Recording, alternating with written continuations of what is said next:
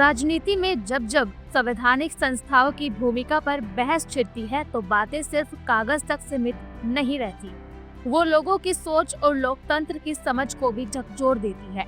कुछ ऐसा ही नजारा हाल ही में देखने को मिला जब भारत के उपराष्ट्रपति जगदीप धनखड़ ने सुप्रीम कोर्ट की एक टिप्पणी पर अपनी चिंता खुलकर जाहिर की। जी हाँ, असल में 8 अप्रैल को सुप्रीम कोर्ट ने एक टिप्पणी की थी। अदालत ने कहा था कि राष्ट्रपति को राज्यपालों की तरफ से भेजे गए लंबित बिलों पर 3 महीने के अंदर फैसला ले लेना चाहिए। ये सलाह एक तरह से निर्देश जैसी मानी जा रही थी और यही से पूरा मामला शुरू हुआ।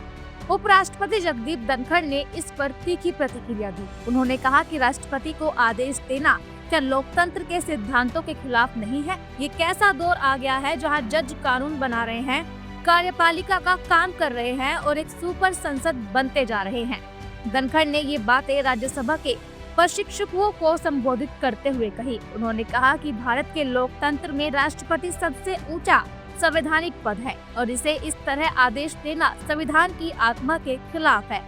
उन्होंने यहाँ तक कह दिया कि हमने इस दिन के लिए कभी लोकतंत्र की कल्पना नहीं की थी। उन्होंने उदाहरण देते हुए कहा कि राष्ट्रपति संविधान की रक्षा और संरक्षण की शपथ लेते हैं, जबकि बाकी पदों जैसे कि मंत्री, उपराष्ट्रपति, सांसद और जज को संविधान का पालन करने की शपथ दिलाई जाती है। ऐसे में सवाल यह है कि क्या अदालत के पास ये अधिकार है कि वो राष्ट्रपति को समय सीमा में फैसला लेने को कह सके? जगदीप धनखड़ यहीं नहीं रुके। उन्होंने कहा कि सुप्रीम कोर्ट के पास संविधान की व्याख्या करने का अधिकार तो है, लेकिन अनुच्छेद 145 के तहत, और वो भी तब जब कम से कम 5 या उससे ज्यादा जजों की पीठ हो, तो फिर ऐसा फैसला टिप्पणी क्या इस दायरे में आती है?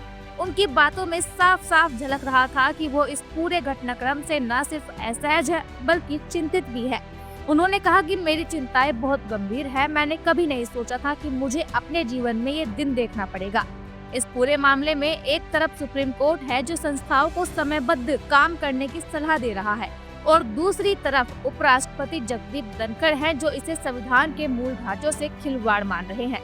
अब देखना ये होगा कि ये बहस सिर्फ बयानबाजी तक सीमित रहती है या आने वाले वक्त में संविधान की व्याख्या और संस्थाओं की भूमिका को लेकर कोई बड़ा मंथन होता है। लेकिन इतना तो तय है कि जब देश के 2 सबसे बड़े संवैधानिक पदों के बीच सोच में अंतर हो तो आम जनता भी सोचने पर मजबूर हो जाती है कि लोकतंत्र का असली रास्ता आखिर कहाँ जा रहा है। वैसे आपको क्या लगता है? कमेंट करके जरूर बताइएगा।